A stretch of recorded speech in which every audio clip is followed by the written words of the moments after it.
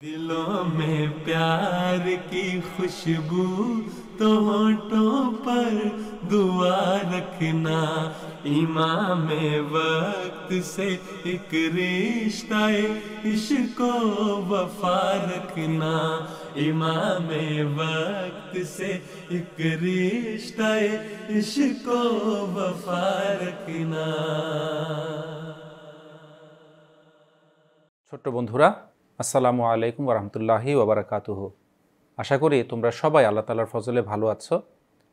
তোমাদের সামনে আমরা এমটিএ বাংলার নিয়মিত আয়োজন ছোটদের জন্য হুজুরের খুতবার একটা নতুন পর্ব নিয়ে উপস্থিত হয়েছি। তোমরা নিশ্চয়ই জানো আমাদের এই অনুষ্ঠানের মূল উদ্দেশ্যই হচ্ছে যুগ খলিফার তাজা দিক নির্দেশনা যা হুজুরের জুমার খুতবা হয়ে থাকে সেটা তোমাদের সামনে আরেকটু সহজবোধ্য ভাষায় উপস্থাপন করা। আর এই খুতবা নিয়ে আলোচনার জন্য আমাদের সাথে আজকে স্টুডিওতে উপস্থিত আছে দিয়ান আল মাহাদ এবং মাসরুর আহমদ। আসসালামু আলাইকুম ওয়া রাহমাতুল্লাহি ওয়া বারাকাতুহু। ওয়া আলাইকুম সালাম ওয়া রাহমাতুল্লাহি ওয়া বারাকাতুহু। তোমরা কেমন আছো? আমরা ভালো আছি ওস্তাদজি। আলহামদুলিল্লাহ। তোমরা নিশ্চয়ই হুজুরের 20 সেপ্টেম্বর 2024 তারিখের খুতবাটি দেখেছো? জি ওস্তাদজি। তোমরা কি নোট করতে পেরেছিলে খুতবা? জি ওস্তাদজি। আলহামদুলিল্লাহ। তাহলে আমরা হুজুরের খুতবার বিষয়ে তোমাদের নোট এখন শুনে নিব। দিয়ান, তুমি আমাদেরকে শোনাও তো তুমি কি নোট করেছো? হুজুরের সপ্তাহে আযাবের যুদ্ধ নিয়ে আলোচনা করেন। পরীক্ষা করার সময় ঘটে যাওয়া কিছু মুজিজা নিয়ে হুজুর খুতবায় আলোচনা করেছেন এবং মুসলমানদের সংখ্যা নিয়েও আলোচনা করেছেন। ঠিক। ওস্তাদজি, আমিও কিছু নোট করেছি। হ্যাঁ, অবশ্যই আমাদেরকে তোমার নোট শোনাও। শত্রুবাহিনী মদিনা ইহুদি গোত্র বনু কুরাইজাকে সাথে নিয়ে যে ষড়যন্ত্র করেছিল সেটিও হুজুর খুতবায় বলেছেন। আর শেষের দিকে কয়েকজন মহরুমের স্মৃতিচারণ করেছেন। জাযাকুমুল্লাহ। মাশাআল্লাহ, তোমরা দুজন খুব ভালো নোট করেছো এবং খুব ভালো মতো হুজুরের খুতবা শুনেছো। আর হুজুর ওই স্মৃতিচারণগুলো করার আগে ইউকের যে মজলিস খুতবা আহমদিয়ার ইজতেমা শুক্রবার থেকে শুরু হচ্ছে সেই কথাটাও হুজুর বলেছিলেন, তাই না? জি ওস্তাদজি। তো আমরা হুজুরের খুতবা নিয়ে আরও বিস্তারিত আলোচনা করব। তার আগে চলো আমরা হুজুরের খুতবার একটা চুম্বক অংশ দেখে আসি। বন্ধুরা, আমরা এখন হুজুরের খুতবার একটা ক্লিপ তোমাদের সামনে দেখাবো। रसूलुल्लाह सल्लल्लाहु अलैहि वसल्लम की लड़ाई की तैयारी की तफसील भी बयान हुई है।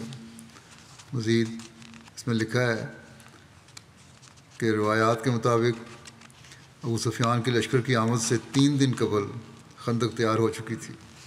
अब मंसूबे के मुताबिक खंदक में काम करने वाले बच्चों और नौजवानों को भी उन किलों की तरफ भेज दिया गया जहाँ औरतों को हिफाजत की गरज से मुंतकिल किया गया था।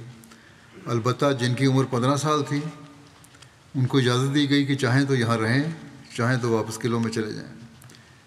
ऐसे जिन नौजवानों को जंग में शामिल होने की इजाज़त दी गई इनमें हज़रत अब्दुल्ला बिन उमर, हज़रत ज़ैद बिन साबित, हज़रत अबू सईद खुदरी और हज़रत बरा बिन आज़िब शामिल थे। इब्न हिशाम के कौल के मुताबिक मदीने पर अपना नायब इब्न उम्मे मक्तूम को बनाया आज़ सल्लल्लाहु ने, और आप सल्लल्लाहु अलैहि वसल्लम ने सला पहाड़ के सामने पड़ाव डाला। सला जो है ये मदीने के शुमाली जानब एक पहाड़ है जो आजकल मस्जिद नबवी से तकरीबन 500 मीटर के फासले पर है, ये बयान किया जाता है।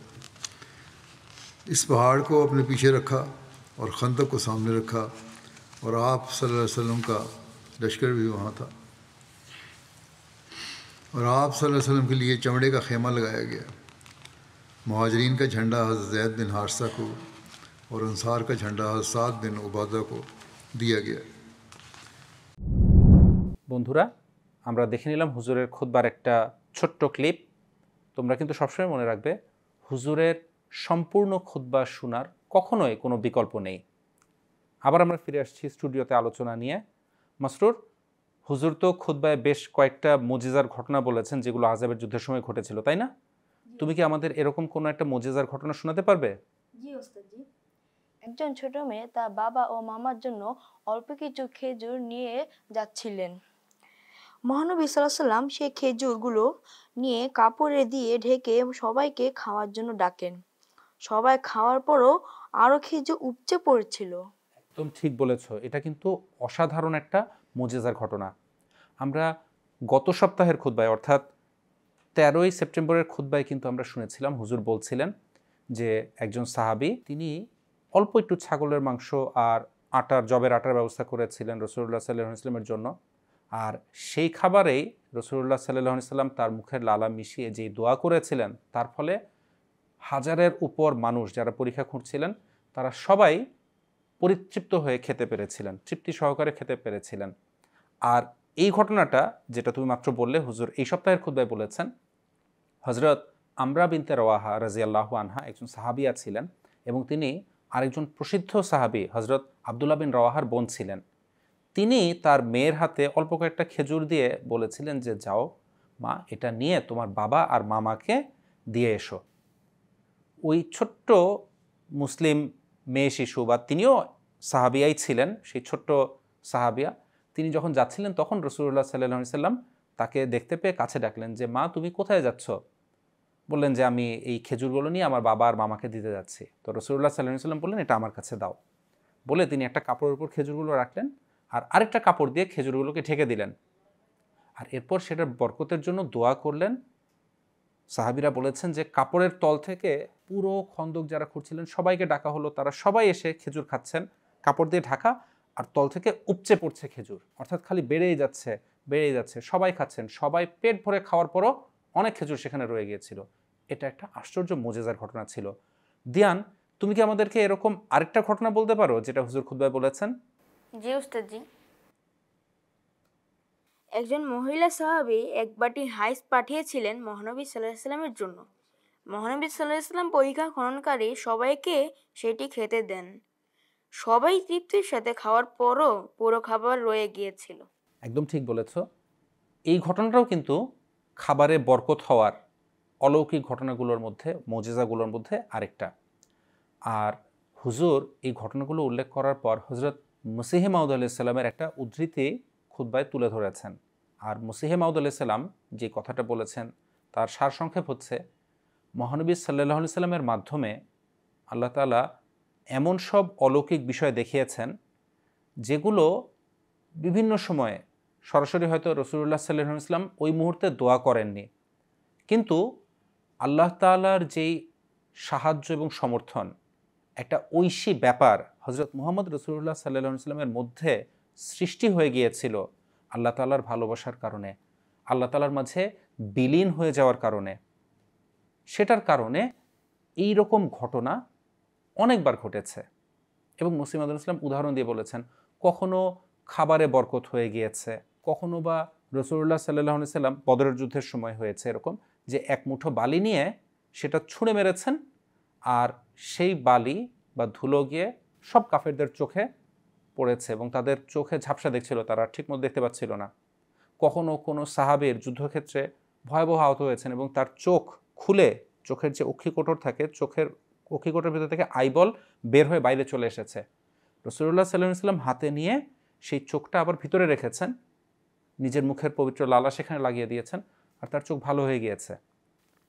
এই যে ঘটনাগুলো, সবগুলো ঘটনায় কিন্তু বাহ্যত রাসূলুল্লাহ সাল্লাল্লাহু আলাইহি ওয়াসাল্লাম কোনো দোয়া করেছেন এমন না, কিন্তু হযরত মুহাম্মদ রাসূলুল্লাহ সাল্লাল্লাহু আলাইহি ওয়াসাল্লামের আল্লাহ তাআলার সাথে যে গভীর সম্পর্ক ছিল, যেটাকে শরীয়তের পরিভাষায় লিকা বলা হয়, অর্থাৎ আল্লাহ তাআলার সাথে মিলিত হওয়া, ওই লিকার কারণে, সেই লিকার মর্যাদায় উন্নীত হওয়ার কারণে, সেই অবস্থানে থাকার কারণে এই যে কাজগুলো রাসূলুল্লাহ সাল্লাল্লাহু আলাইহি ওয়াসাল্লাম করতেন, এগুলোর মধ্যে আল্লাহ তাআলার যে কুদরত বা মহাপ্রতাপ আর ক্ষমতা, সেই বিষয়গুলো প্রকাশ পেত।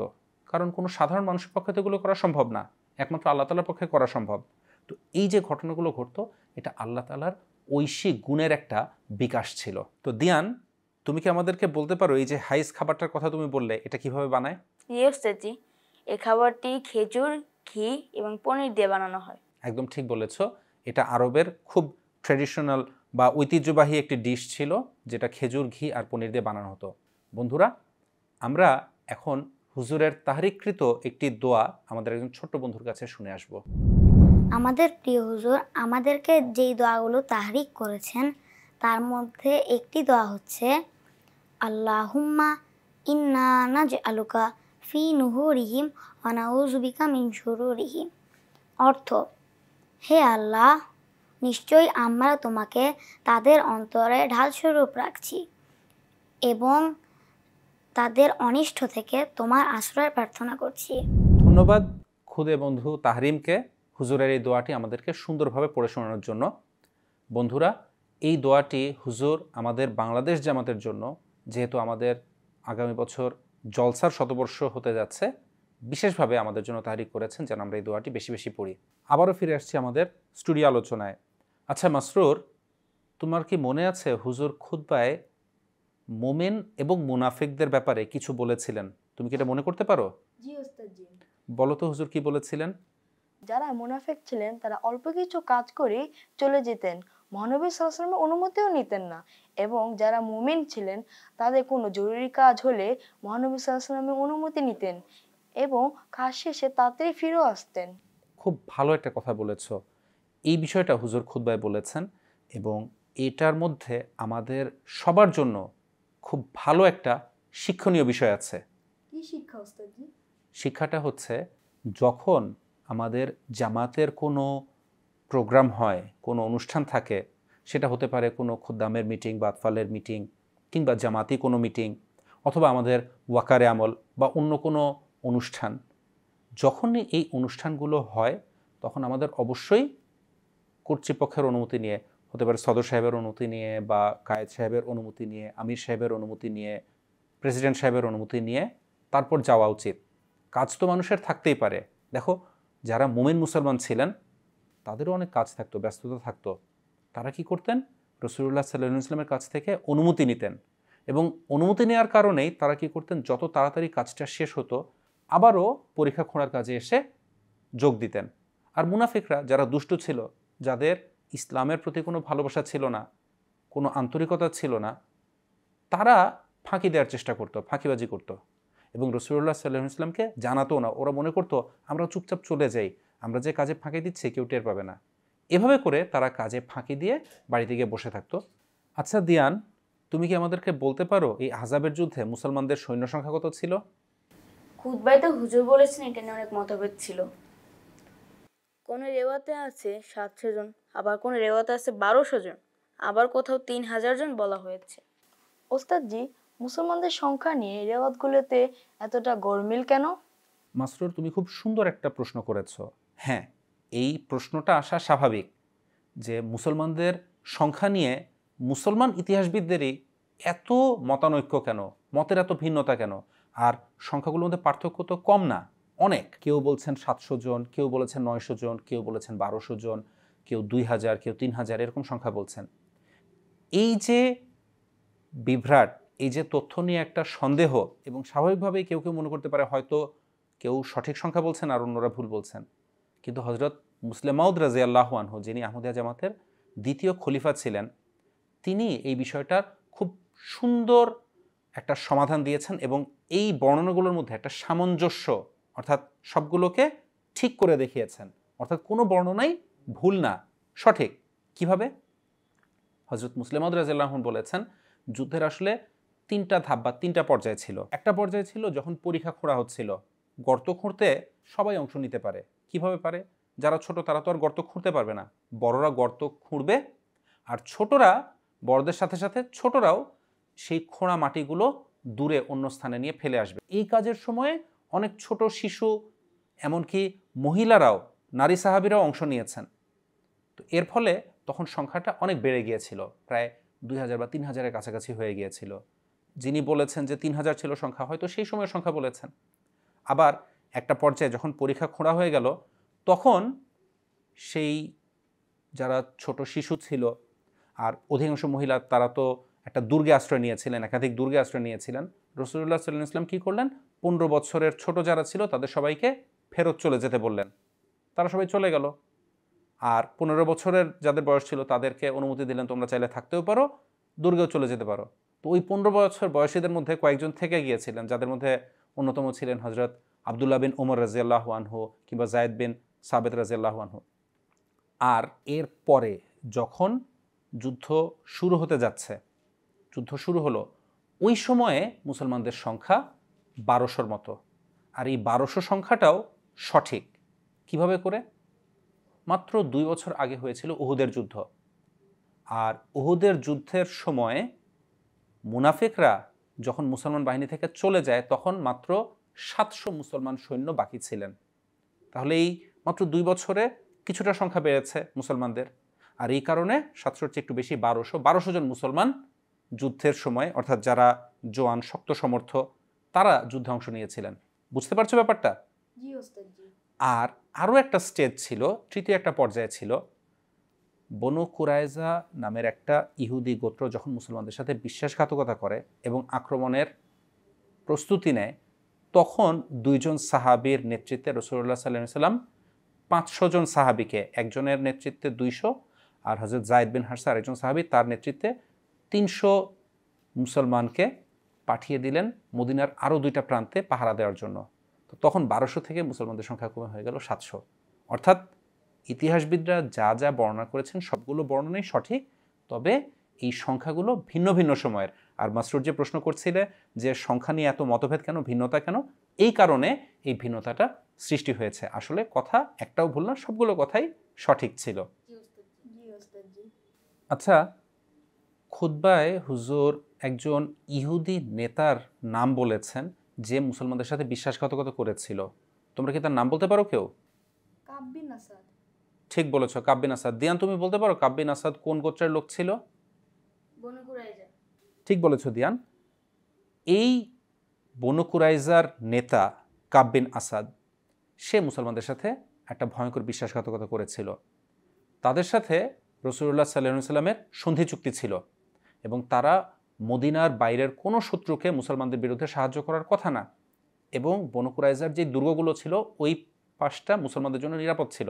যখন কাফেররা আর কোনো উপায় দেখছে না, পরিখা ডিঙিয়ে আসতে পারছে না, তখন সেই যে দুষ্টু ইহুদি নেতা হুয়াই বিন আখতাব, সে গিয়ে এই কাব বিন আসাদকে অনেক ফুসলিয়ে, অর্থাৎ তাকে কনভিন্স করে মুসলমানদের সাথে বিশ্বাসঘাতকতা করাতে রাজি করায়। এবং কাব বিন আসাদ শুরুতে সে বলছিল যে না, মুহাম্মদ সাল্লাল্লাহু আলাইহি ওয়াসাল্লাম তো কখনো আমাদের সাথে বিশ্বাসঘাতকতা করেননি, আমরাও তার সাথে বিশ্বাসঘাতকতা করতে পারি না।